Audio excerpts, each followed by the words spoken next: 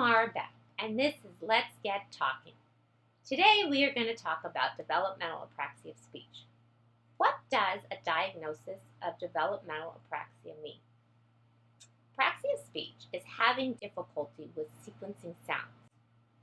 The muscles involved in producing speech are not necessarily weak, but your child will have difficulty formulating sounds into syllables, words, and ultimately sentenences.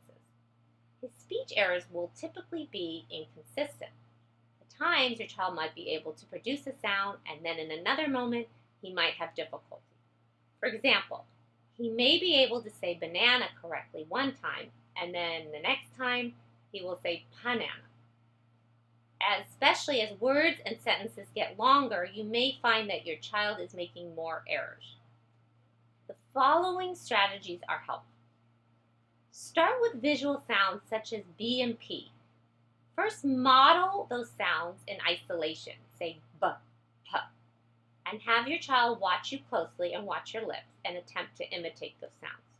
You can use these same sounds in one-syllable words, such as Bob, boat, and boot. Then you can move on to multisyllabic words using these same sounds, such as Bobby and banana. Children with apraxia need repetition and consistent practice, so work with your child often. If your child's having trouble and is frustrated, remind them to slow down. If they're not able to communicate with ease, have them gesture or point to a picture. Use music and rhythm to help produce sounds. Very often, children will have an easier time when they're singing. Also, use a mirror to help with visual feedback on sound production.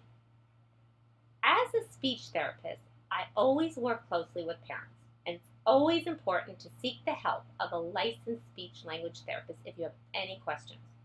It's vital that the family is involved in therapy and is educated on speech-language strategies to maximize carryover. This is true for children diagnosed with developmental apraxia as well as any speech-language diagnosis.